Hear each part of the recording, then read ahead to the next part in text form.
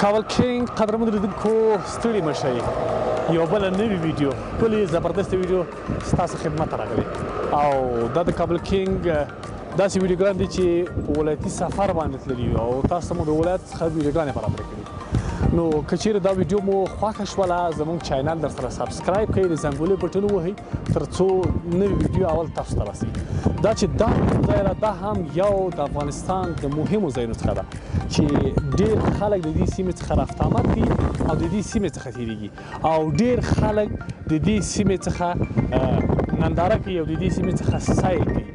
او دا هغه سیمه ده چې ډېر نندارچیان لري او ډېره مشهوره ده یعنې په نړۍ کې مشهوره ده او په خاصه توګه په افغانستان کې د افغانستان وګړو ته مشهوره ده دا هم یوه ډېره تاریخي سیمه ده ډېر ژور تاریخ لري او ډېر زیات تاریخونه دلته جوړ شوي دا سیمه هم د افغانستان ولایت او افغانستان د یو بل هیواد سره وصلوي دا چې دا کومه سیمه ده تاسو ته حتما وایم ویډیو تر پایه راسره وګورئ ویډیو تر اخره وګورئ نو حتما د دې سیمې په اړه به تاسو معلومات ترلاسه کړئ دا چې په دې سیمه کې څه تیر شوي دي د دې سیمې په اړه خلک څه وایي د دې سیمې په اړه باندې د خلکو معلومات څه دي اول خو زه کوښښ کوم چې دلته یو څوک درته پیدا کړم تر څو د دې سیمې په اړه باندې ورکړي که چیرې څوک پیدا نه شول ما هم څه ناڅه معلومات راټول کړي دي حتما به د دې سیمې په اړه باندې تاسو ته درکړم خو دا داسې سیمه ده چې ډېر تاریخي اهمیت لري او د دې د نوم څخه دا معنا ورکوي چې دلته حتما یو څه تېر شوي دي ځکه یې دغه نوم په ایښی ده خو دا چې دا سیمه کومه سیمه ده زه درته معرفي کوم خو دا چې زه دغه سیمه تاسو ته معرفي کوم دغه سیمه تاسو ته وروپېژنم تاسو راځئ د دې سیمې یو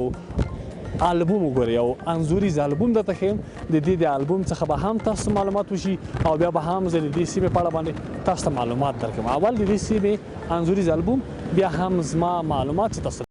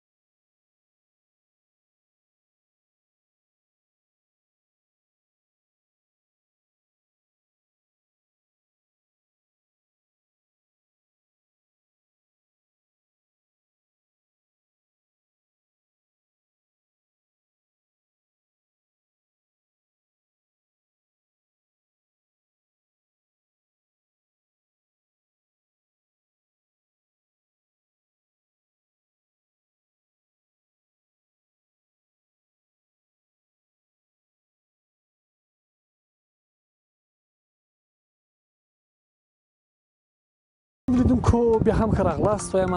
تاسو خو د دې سیمې انځوریز البوم ولیده نو حتما به ځینو دوستانو دا سیمه پېژندلې هم وي او د دې سیمې څخه به یې څه ناڅه خوند هم اخیستی. هغه مسافر چې په بهرنیو هېوادونو کې دي حتما دا سیمه چې پېژندلي ویلي وي چې کاشکې زه دې سیمې ته لاړ شم حتما. او هغه کسان چې دا سیمه یې نه وي لیدلي هم د دې ارمان کوي چې کاشکې زه دې سیمې ته تللی وم. دا یوه هم د ښکلو سیمو څخه ده.